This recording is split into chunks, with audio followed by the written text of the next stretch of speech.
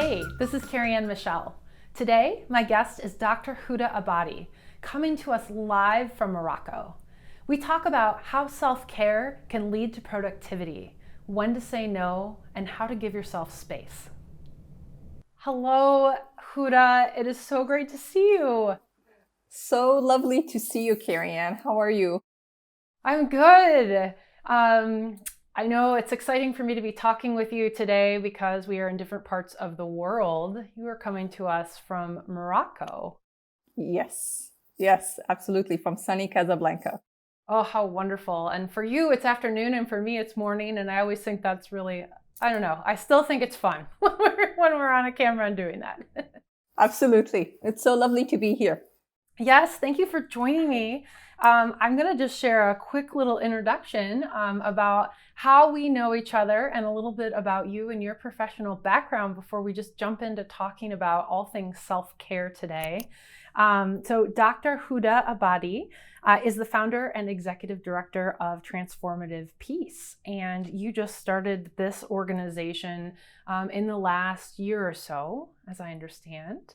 And it's a mission-based consultancy, and you focus on conflict resolution, preventing violent extremism, and building inclusive peace processes. And to me, that's key there, the peace, making sure that peace is available to all, really is how I guess I would summarize that. And yeah, go ahead. No, I said yes, absolutely. Hence the word transformative. Yes. And we have known each other for a very long time. We went to Luther College together and then reconnected last year when you were working at the Carter Center as the associate director for the conflict resolution program, and worked together in Tunisia with one of the cohorts that you were leading. And so we got to reconnect on helping people tell a story and reach the media in some constructive ways as they were working to continue to work on the initiative of peacemaking. Absolutely. Yes, and they still tell me how how you engaged with them was very helpful to them in terms of telling. I'm so glad to hear that. It was a very special time for me, and I think that's one of the things that's really exciting too about you is that you've had this amazing career in this part of not only part of the world, but in the work that you've done, where it's certainly been different than my career path, being in sort of the media side of things. But I think, from your work at the Carter Center and a lot of the other organizations that you worked at over time, that led you to starting Transformative Peace. I just really think it's incredible, and that the work you're doing is just so necessary. And I would love to know, before we jump into the discussion about self-care, maybe, kind of what was it that got you to start your business, to kind of say, hey, I'm going to leave sort of leading other businesses behind and start Transformative Peace? Yeah. I don't know if you remember, but when we were in Tunis, we were talking about it. I was already like having some question marks whether I wanted to go that route, but I was hesitating, and I was a little bit scared to make that huge jump.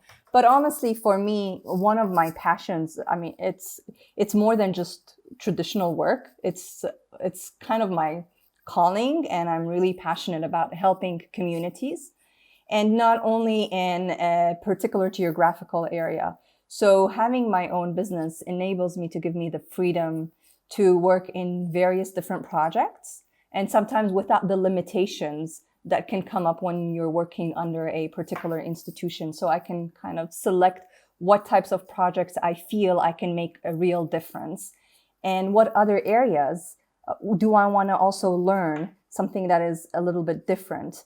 Because in my field also, it's like, sometimes when you work on a particular topical area or a regional area, you get stuck in that regional area, and that's all you do for the next few years. And I started getting that kind of energy of wanting to do something different, taking it lessons learned from the past years of experience that I've had, but really trying to see how that might help or support other types of communities, and being able to have that freedom as well, and being able to have my own schedule, and it's really exciting, and to work on many different things at the same time. So it was a major push. Yeah, I do remember that conversation.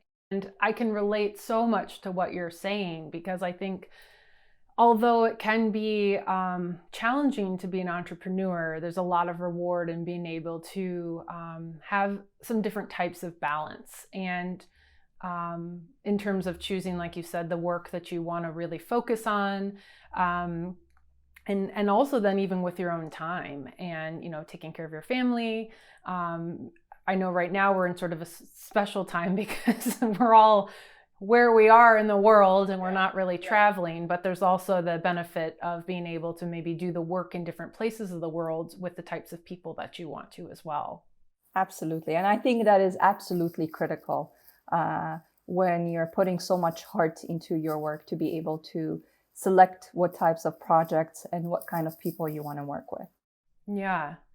Yeah. And I'd be curious, for you, like what's one example of a type of kind of person that you enjoy most working with, or, that maybe the role they play in an organization, or the communities, maybe just so that anyone listening or watching might have a better sense of that. In terms of my work, specifically working with those particular communities, or like colleagues, like peer? I think it could be either, just basically to help people understand a little bit more about what you actually do. Yeah. So I think, one of the things that is very important for me, like I mentioned, is the type of people, especially right now under COVID. It's absolutely even more important. And some of the things is it's actually even helped me with my own self-care. It's like investing time with people that you align with and are positive, and you have the same type of vision. You might not agree on how to get there. That's what makes it interesting, because different groups can, like together we can come up with something that is unique or outside of the box, but we have the same vision. So for instance, right now I am working with it's still in the process, so I'm not going to name it, but I'm working with a former colleague / mentor. And one of the major reasons why I wanted to take on this project is because we have kind of the same vision. It's really exciting to have meetings, it's fun. And you're able to have fun while you are working and trying to make a difference. And I think that's absolutely key. Because even in the nonprofit sector, when I first graduated from Luther, I went for my master's, and then I was very lucky to get a senior position in a nonprofit. But I didn't have much experience, and I was director of education in a small nonprofit in New York City. And I thought everyone that is in the nonprofit sector is out there because of their heart and because they want to change the world to make it a better place. And, after a couple of years, I realized it's much more complicated than that, which made me want to go back to academia, because I thought, okay, I'm done with the nonprofit sector. And then I went to academia, and then I missed feeling like I'm making change in the communities, and I went back. But why is it important is when you have more experience in terms of your work, but also in terms of your years, you're able to distinguish the types of projects you want to take in, like they're real. It's not going only after money, or it's not just about, having a paycheck, but it's actually, you think that this project has a local impact, in my case, in my field. And at the same time, the team that you're working with, because I'm very team-based. You saw me in Tunis. For me, working in a team makes me happy. I love to mentor. I love to work together. I think, having a great team is what makes a great end product at the end of the day. It's not a one-person thing. So I hope I answered your question. You did. That was wonderful. And I think it's also great just to hear a little bit more of your story and sort of how that context comes to be for you. And I know you mentioned kind of self-care in there, and I'm excited to dig into that part of our conversation. And I think you're right that I know for me that I get a sense of caring for myself when I am feeling passionate about who I'm working with, when we are can be aligned on a vision. And like you said, that's sort of where the interesting part comes up, is we might have two different opinions on the way to get there, but that's part of the thing that makes it interesting. But I think there is something about really caring for yourself professionally when you are allowing yourself to go after the career field, the area, the industry that you are truly passionate about. And, I'd be curious for you in the last month, and I know a lot's happened, but just, in the last month, what's one thing that you are feeling very proud of as you think about self-care in your life? Yeah, it's actually the first time that I've done it that way, so I'm really, really proud of it. But it's eating healthy and drinking water. I never used to drink water. I would drink maybe one very small cup once a day, and that's it. Sometimes I can go one day, I forget to drink. It's horrible. So yeah, I have tea and I have coffee. I'm a coffee addict, but so now I'm very proud to say I drink almost like 1.5 liters of water every single day. So I'm super proud. And it's the first time for me that eating healthy isn't for dieting, but it's for feeling good within myself and feeling that my body is healthy. So it's been a month that I've been seeing a nutritionist in Casablanca, which kind of changed the way I see food and my relationship with food. But it's also the energy. I feel I have more energy in the morning. I am much more aware of what my body needs, and also trying to get rid of my bad habits. I write a lot. I do a lot of research. So I love snacking.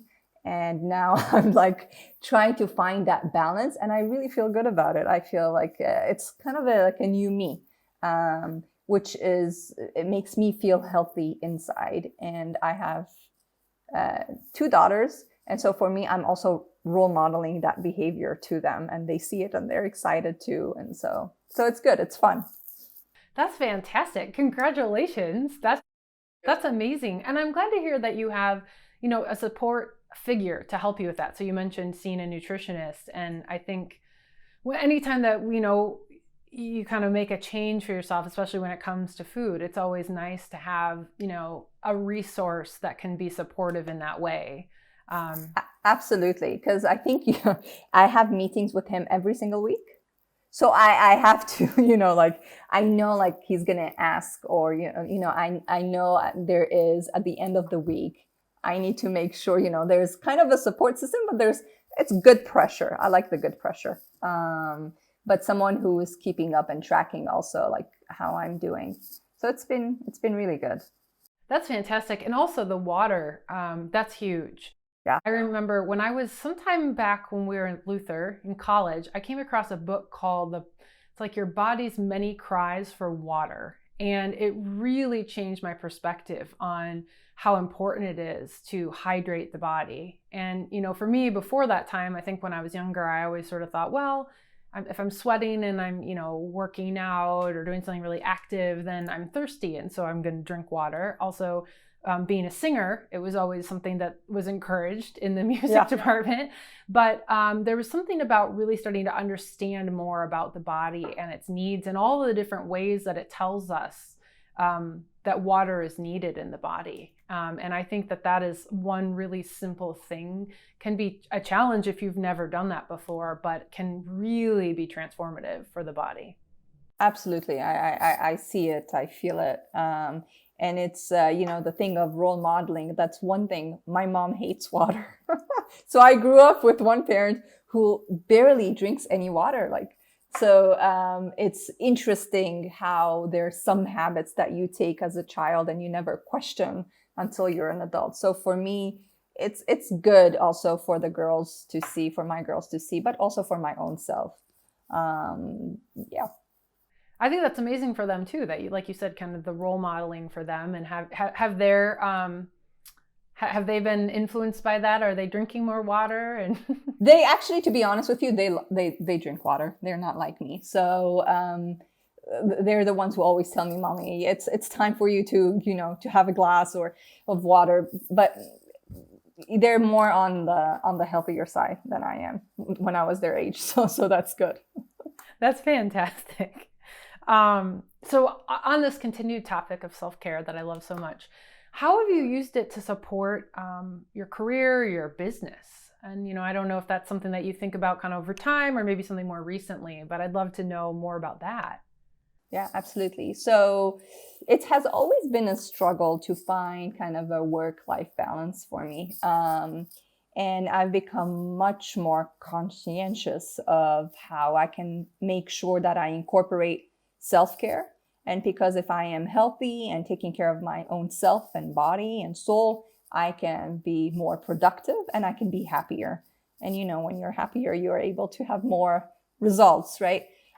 So for my work, especially as an entrepreneur and just started, it's very hard sometimes to say no and having those firm boundaries of like what you can take and what you cannot take. But right now, that's one thing I'm doing, and I'm doing it I'm becoming much more aware of trying to instill this within my own organization of the project. Sometimes I get like project proposals and they're around all the same time, which is doable, but it would be just absolutely hectic. So that's one, being able to say no, when to know like I can make more of a difference in a particular project, when I should say, I'm sorry, this is wonderful, I hope we'll have an opportunity next time. That's one. And something that I spoke to you also about is investing in people that are aligned and where I think my business also can grow and I can also learn from them, and to be able to create those types of partnership, because I think that is absolutely important especially in my type of work, where a lot of times it's about conflict. It's on it's I don't have the luxury of turning off the news and just saying, I'm just this is getting too much, the world is upside down, it's crazy, I'm just going to turn it off for a week. I think that's a privilege for me, so I have to. But what I'm learning is how to consume it and when to consume it, and creating that kind of a balance between things. I need to do this, but how can I organize myself better and have, goals for myself and for the organization so it can grow, and for me that I can grow as a professional as well. Yeah, wow. I'm so glad to hear all those different examples. I mean, the first one that really stands out for me is the idea of saying no. And I think as an entrepreneur, that can be a scary thing, especially when you're in your first kind of 1 to 3 years. And, yes, someone watching or listening could be like a version of myself in the past where I would hear these types of things and I'd say, well, that's nice for you, lady, but I can't say no. But the reality is, what I've learned in that myself is that there's a power in that. And when you can do that, not only for yourself, you're also usually doing it for the other person. It may not always feel that way. So we're talking about it more from a self-care perspective today. But a lot of times that other person then will go find the resource that they need. And in the big picture, a lot of times that is a better fit for them. But I think as it relates to us, that ability to say no, I think really preserves a part of the self, and knowing then, for me, it's about then doing my best work for what's in front of me, and letting that go. And that is a form of self-care. And absolutely, as a professional, it is. Absolutely. And it's absolutely. Not always easy. It's not always easy. No, absolutely. This week I've had that example, and I was just going to say, there are times though when that person, when you say no to, are appreciative, because it shows that there's this type of ethics and integrity that, you want to, one thing I always struggle with when I was like much younger, I always thought, yes, that's the great thing I would say in an interview. I'm like on the perfectionist side. I always say, yeah, what is, your greatest, but I have that. I am very detail oriented, but also perfectionist. And sometimes it comes to the detriment of self-care, because you can't let go and say, okay, this is a done product, I'm ready to move on. And so when you are able to make that decision and say to the other person, at times that I would love to work with you, but right now this is not very good timing because I have X, Y, and Z. They kind of appreciate that transparency and that you really want to give your best. And from my experience, sometimes they come around after, like few months, and you're able to build or collaborate together in another new project. You never know. Yeah, that's a very good point. That's a very good point. The other thing I wanted to mention too about what you answered in that answer was around consuming media. And I think that's a very interesting perspective you have, because I understand that from the days that I was working in the marketing and PR world, you really couldn't unplug. It was a part of your role and part of your job. And now I'm in a little bit of a different perspective where I do, as you say, have more of a privilege to be able to say, hey, this is too much right now. I'm going to turn it off, for a few days. But what are some ways that you work through that? Are you sort of compartmentalizing as you're consuming media and you're thinking about, I'm taking this in and I'm only going to take it in as, my role working with clients, not so much personally? Or how do you do that? How do you consume it in a way that's still healthy for you? So for me, the political is personal. So unfortunately, I wish I could box it out and just say, okay, this is relating to this project. It's not. I wish it was, but it's not. And I get impacted and I get emotional sometimes about what I see, and feeling like I need to do more. I want to do more. The world is going crazy. What could I add to support or bring some form of peace or make positive social change? However, what I realize is I can't save the world, but I can do couple things that will help build particular communities, and if every one of us is able to do their own like kind of supporting or helping, it will be a better place. But going back in terms of media, one thing that I'm becoming more conscious of is my media is on my phone, so all the news comes every time there's a craziness that happens. It beeps and I can't help it. I have to check my email right away, and I have to respond to my email right away as well. Now, like at a particular time at night, I stop. I turn off my phone, completely turn it off. The ringer is off.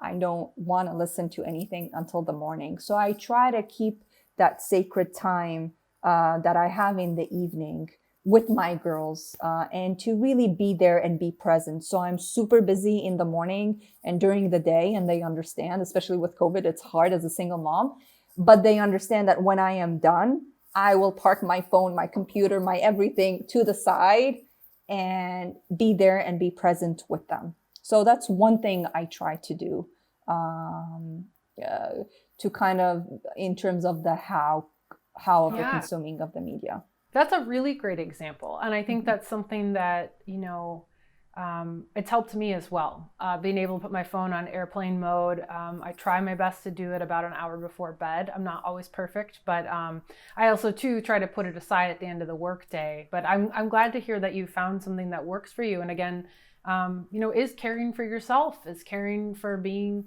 the part of you that's also a mother and wants to be present. And exactly.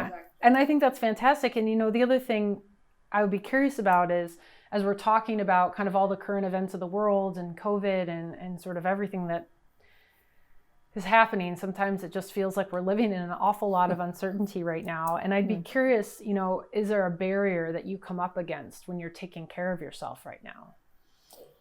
Yeah, it's mostly, I would say, trying to manage with the timing and also with the barriers external. Like, I'm an outdoors person. My daughters are outdoorsy as well. We are living in an age of, like you said, uncertainty and also transitions in many different levels. So we just moved to Morocco about 1.5 years. So you have to add the transitional type of experiences.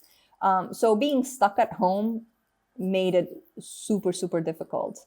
So we're trying to find creative ways of how we can make sure that my girls are happy and they're still able to get some physical activity. They're not bored at the same time working as a full-time mom. So trying to find that balance is really important. And also for me to let go, like I can't control everything.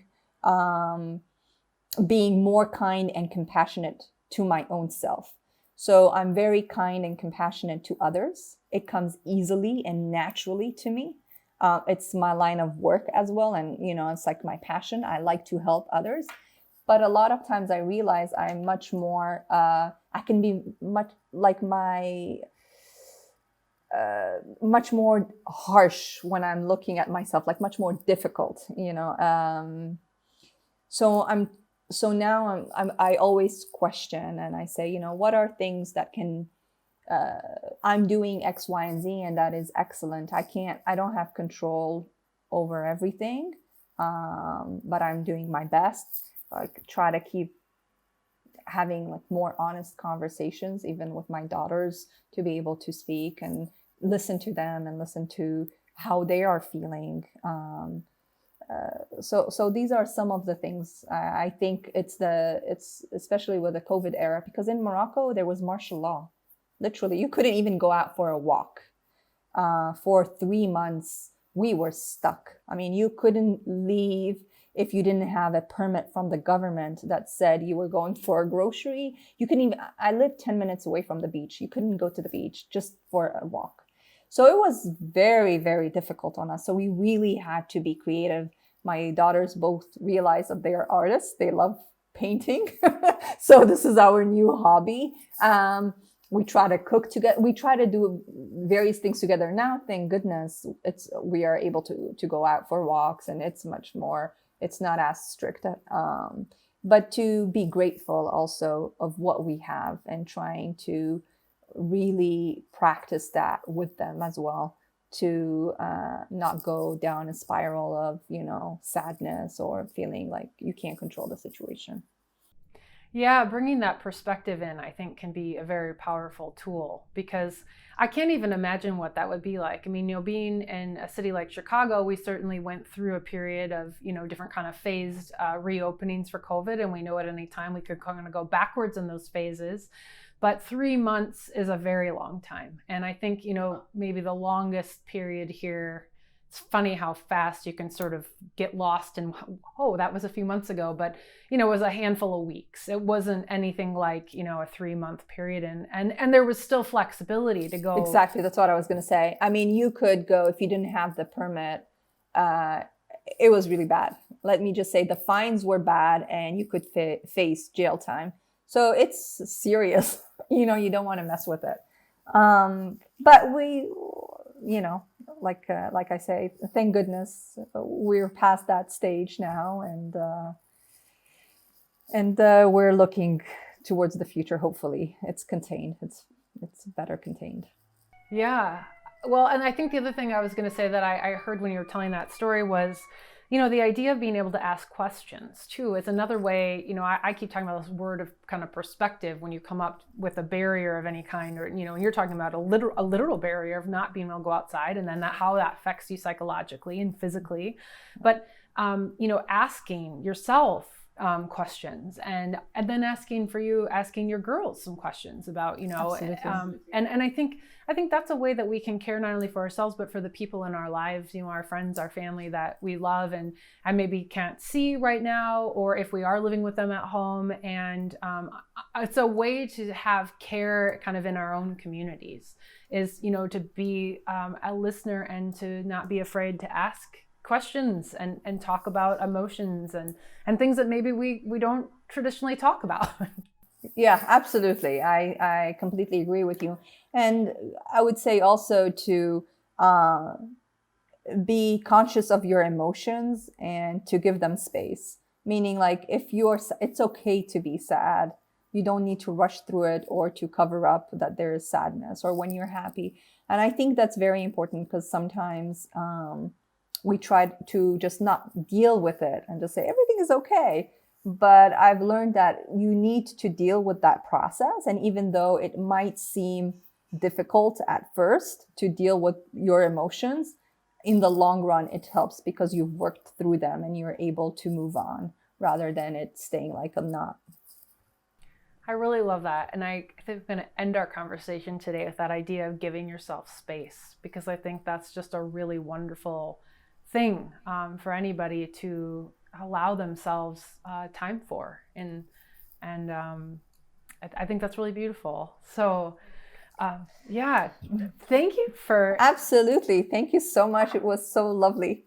I know it was so good to see you too. You know, when we are friends and we live far away, sometimes that's one of the, I guess that's one of the positive sides right now, that maybe we're spending more time connecting in this way.